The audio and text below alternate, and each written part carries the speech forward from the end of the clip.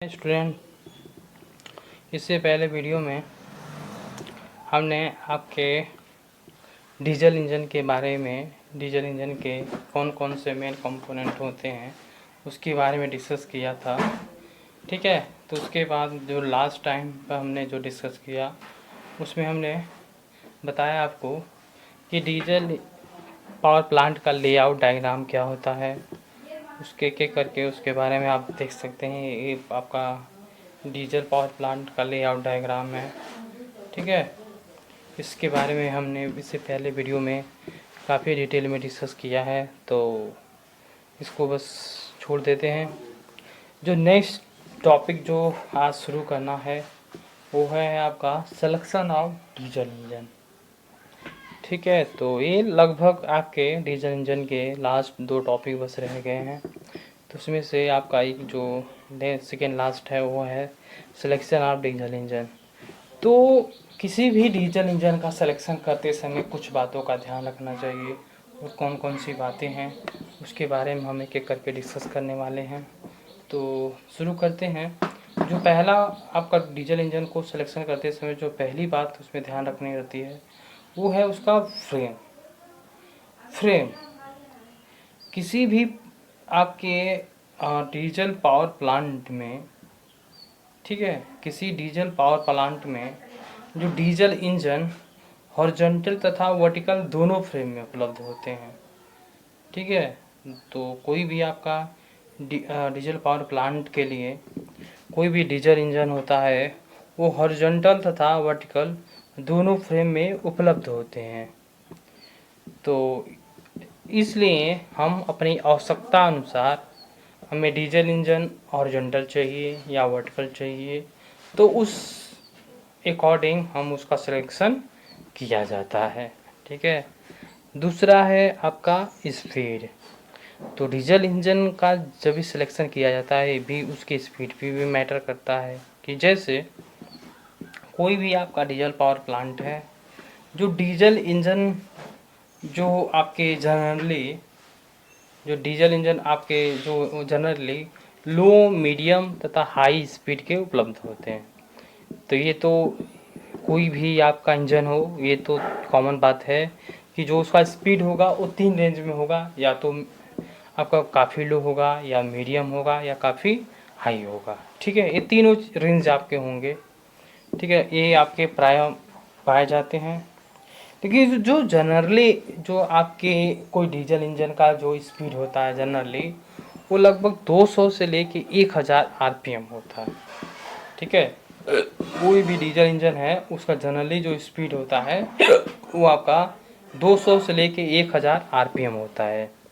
जबकि जो high speed वाले जो आपके डीजल इंजन होते हैं उनकी स्पीड 1000 से लेके 3000 आरपीएम तक होती है। ठीक है, तो वही शॉर्ट फॉर्म में आपको लिखा गया है कि डीजल पावर प्लांट का जो डीजल इंजन होता है जनरली लो, मीडियम तथा हाई स्पीड के उपलब्ध होते हैं, तथा डीजल इंजन जनरली 200 से लेके 1000 आरपीएम तक उसकी स्पीड होती है। जबकि हाई स्पीड वाले जो आपके डीजल इंजन होते हैं उनकी जो स्पीड होती है वो 1000 से लेके 3000 आरपीएम तक होती है। ठीक है, तो ये आपके 2 चीज़ें रहा, पहला फ्रेम, दूसरा स्पीड। जो तीसरा आपका सिलेक्शन है वो बात है, पॉइंट है, वो है नंबर ऑफ सिलेंडर। तो सिलेंडर के संख्या के आधार पर आधार पर भी डीजल इंजन का चयन किया जाता है। जैसे कोई भी आपका डीजल पावर प्लांट है तो जो इंजन में सिलेंडरों की संख्या पावर जनरेशन की कैपेसिटी पर निर्भर करता है। सीधी बात है, चाहे आपने देखा होगा कि कोई भी इंजन हो, आप चाहे ट्रैक्टर का हो, चाहे बाइक का हो, चाहे किसी अन्य चीज़ का हो, आपने सुना होगा कि 2 सिलेंडर का है, 5 सिलेंडर का है, 4 सिलेंडर का। तो जिसकी सिलेंडर जितनी ज़्यादा होगी उसकी कैपेसिटी उतना ही अधिक होगा। तो वही लिखा है कि कोई भी डीजल पावर प्लांट में जो इंजन की सिलेंडरों की संख्या पावर जनरेशन कैपेसिटी पर निर्भर करता है। उसके सिलेंडर जितनी ज़्यादा रहेगा उसकी पावर कैपेसिटी उतना ही अधिक रहेगा। तो किसी डीजल इंजन का जो वन सिलेंडर होता है, जो एक सिलेंडर होता है, वो लगभग आपका 75 किलोवाट से लेके मतलब 110 किलोवाट तक प्रयोग किया जाता है। ठीक है, तो जो भी आपका डीजल इंजन का जो सिलेंडर होता है एक, वो आपका 75 किलोवाट से लेके 110 किलोवाट तक प्रायः प्रयोग किया जाता है। जबकि जो बड़े आपके जो पावर प्लांट में जो इंजन उपयोग किए जाते हैं डीजल इंजन, ठीक है, जो बड़े पावर प्लांट में जो डीजल इंजन आपके प्रयोग किए जाते हैं, जो उसकी साइज होती है वो आपका 6 से 8 सिलेंडर तक होती है, जिसकी संख्या आपकी 6 से 8 सिलेंडर तक होती है। ठीक है, तो कोई डीजल पावर प्लांट है, मान लिया कोई बड़ा सा डीजल पावर प्लांट है, तो उसमें जो सिलेंडरों की संख्या होगी वो 6 से 8 होगी। और जबकि एक सिलेंडर का जो आपकी जो पावर है वो आपका 75 किलोवाट से लेके 110 किलोवाट तक होती है। ठीक है, इसके बाद जो नेक्स्ट आपका जो सिलेक्शन है, वो जो चौथा पॉइंट है, वो है आपका capacity of cylinder. Capacity of cylinder, तो सिलेंडर की क्षमता के आधार पर भी हम उसका चयन किया जाता है। ठीक है, तो जैसे कोई भी डीजल पावर प्लांट है, प्लांट में जो सिलेंडर की कैपेसिटी का हम जो आकलन होता है, निर्धारण होता है, वो फ्यूल की उस क्वांटिटी से की जाती है जो सिलेंडर के अंदर पिस्टन, सिलेंडर वाल्व और सिलेंडर बेस का टेम्परेचर अधिक बढ़ाए बिना इफ़िशिएंसी से जलता रहता है। ठीक है, तो वही है, मान लीजिए कोई भी सिलेंडर की कैपेसिटी को हम उसी बात पे आकलन करेंगे कि वो अपनी उस क्षमता पे क्या करे कि जो भी सिलेंडर के अंदर मान लिया कोई पिस्टन है, या कह सकते हैं कि आपका पिस्टन है, इसके अलावा सिलेंडर वाल्व है या सिलेंडर हेड है, उसका टेम्परेचर बिना अधिक किए हुए उसे आप एक अच्छे इफ़िशिएंसी से उसे चला सके, तो उसकी जो सिलेंडर की कैपेसिटी अच्छी होगी। ठीक है, तो ये 4 बातें होती हैं किसी भी डीजल इंजन का जब भी सिलेक्शन किया जाता है। ठीक है, तो एक एक करके हमने इसके बारे में डिस्कस किया। ठीक है, तो इस तरह से ये टॉपिक आपका कवर हो गया। जो नेक्स्ट टॉपिक है डीजल पावर प्लांट का, जो लास्ट टॉपिक है ये आपका, वो है कि पावर ऑफ डीजल इंजन। तो किसी भी डीजल इंजन के जो पावर को हम एक एक करके डिस्कस करने वाले हैं। तो जो डीजल इंजन का जो पहला पावर होता है वो है, उसका नाम है IHP। IHP का मीनिंग होता है इंडिकेटेड हॉर्स पावर। तो देखिए इसमें क्या है कि जो इंडिकेटेड हॉर्स पावर का मीनिंग क्या है उसका, तो उसके बारे में डिस्कस कर रहे हैं हम। तो डीजल पावर प्लांट में जो डीजल इंजन सिलेंडर के अंदर उत्पन्न हुई कुल पावर को इंडिकेट पावर कहते हैं। ठीक है, इंडिकेट हॉर्स पावर कहते हैं। ठीक है, देखिए यहाँ हॉर्स छूट गया है, तो इंडिकेट हॉर्स पावर कहते हैं। ठीक है, डीजल पावर प्लांट में डीजल इंजन सिलेंडर के अंदर सिलेंडर के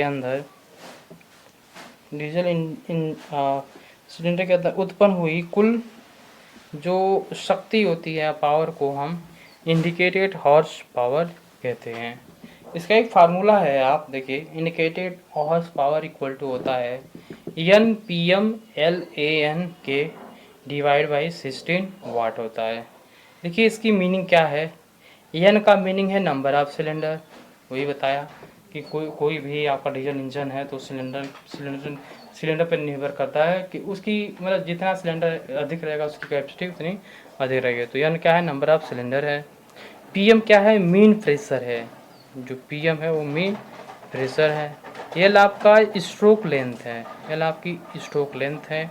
ये आपका एरिया पिस्टन है, N आपका स्पीड है, जबकि N आपका स्पीड है। के की वैल्यू, ये के कांस्टेंट है, उसकी वैल्यू आपकी भिन्न होती है। जैसे कि अगर माना कि आपका जो भी डीजल इंजन है, अगर 4 स्ट्रोक इंजन है तो के की वैल्यू 1/2 होगा। ठीक है, इंडिकेटिंग हॉर्स पावर में निकालने के लिए हम उसको के का वैल्यू लेंगे 1/2 या 0.5। जबकि 2 स्ट्रोक इंजन में जो के की वैल्यू होती है वो 1 होती है। ठीक है, तो इस तरह से इसका ये आपका इंडिकेटिंग हॉर्स पावर का फार्मूला है, जिसमें आपके विभिन्न टर्म थे, उसके बारे में हमने डिस्कस किया। इसके बाद नेक्स्ट जो आपका इसमें है वो है, आप देख सकते हैं, वो है आपका BHP। BHP का मतलब है ब्रेक हॉर्स पावर। देखिए, पहले एक बात और आपको बता दूं कि जो आपका टॉपिक है तो आप ये मत समझिएगा कि इम्पोर्टेंट नहीं है। इससे वही आपको बताया हूँ इससे पहले भी चीज़ों पहले वीडियो में, कि क्या है कि संक्षिप्त में कुछ चीज़ें पूछ लेते हैं। कि जैसे लिखा रहता है कि निम्न में से संक्षिप्त में निम्न पदों में से आप उनका संक्षिप्त में वर्णन कीजिए। तो उसमें दे देंगे आपको इंडिकेटर हॉर्स पावर, दे देंगे कि इंडिकेटर हॉर्स पावर में संक्षिप्त वर्णन लिखिए, या दे सकते हैं कि ब्रेक हॉर्स पावर का संक्षिप्त में वर्णन कीजिए। तो ये लिए आप फार्मूला देता है, एक ये आप डेफिनेशन है, उसको बस याद रखिए, हो जाएगा अपना। ठीक है, तो दूसरी चीज़ जो बताता हूँ वो है आपका ब्रेक हॉर्स पावर। तो ब्रेक हॉर्स पावर में देखिए क्या है, इसमें जो इंजन के आउटपुट शाफ्ट पर, जो इंजन के जो आउटपुट शाफ्ट है पर प्राप्त पावर को ही हम ब्रेक हॉर्स पावर कहते हैं। कोई इंजन है, मान लिया कोई डीजल इंजन है, जो उसका जो आउटपुट शाफ्ट होगा, ठीक है, जहाँ रोटेटर शाफ्ट होता है, वहाँ पे जो पावर होता है, जो पावर प्राप्त करते हैं, जो मेजर करेंगे, वो आपका ब्रेक हॉर्स पावर कहलाएगा। ठीक है, जो ब्रेक हॉर्स पावर का भी फार्मूला है, जिसे BHP की शॉर्ट फॉर्म में कह रहे हैं, और होता है 2πNT/16 वाट। तो BHP के बराबर क्या हो जाएगा 2πNT/60 वाट में, जहाँ T आपका टॉर्क है, N आपका स्पीड है जो RPM में लिया जाता है। ठीक है, तो ये चीज़ें रही जो BHP का फार्मूला रहा, 2πNT/60 वाट में आ जाएगा, जहाँ T आपका टॉर्क है, N आपका स्पीड है। इसके बाद इसमें एक छोटा सा टॉपिक है, वो है आपका मैकेनिकल इफ़िशियंसी। तो मैकेनिकल इफ़िशियंसी क्या है, देखिए, मैकेनिकल इफ़िशियंसी का एक डिफिनेशन के तौर पे हम बताएं तो देखिए क्या है कि ब्रेक हॉर्स पावर तथा इंडिकेटिंग हॉर्स पावर के रेशियो को हम मैकेनिकल इफ़िशियंसी कहते हैं। ठीक है, तो मैकेनिकल एफिशिएंसी का जो फार्मूला होगा का ब्रेक हॉर्स पावर तथा इंडिकेटेड हॉर्स पावर के रेशियो को हम क्या बोलेंगे, मैकेनिकल एफिशिएंसी कहेंगे। तो वही लिखा है, देखिए, मैकेनिकल एफिशिएंसी ईटा एम मैकेनिकल बराबर BHP ब्रेक हॉर्स पावर बटे ISP मतलब इंडिकेटेड हॉर्स पावर इंटू 100, ये परसेंटेज में होगा। तो इस तरह से हमने मैकेनिकल एफिशिएंसी के बारे में डिस्कस किया। तो अभी हमने देखा कि डीजल इंजन के पावर के बारे में डिस्कस किया, इसके अंतर्गत हमने इंडिकेटिंग हॉर्स पावर क्या होता है इसके बारे में डिस्कस किया तथा उसके फार्मूले के बारे में देखा। इसके अलावा आपके BHP के बारे में डिस्कस किया, ब्रेक हॉर्स पावर, तथा इसका भी फार्मूला हमने देखा। लास्ट में हमने मैकेनिकल इफिशिएंसी के बारे में मतलब उसका फार्मूला के बारे में डिस्कस किया है। इस तरह से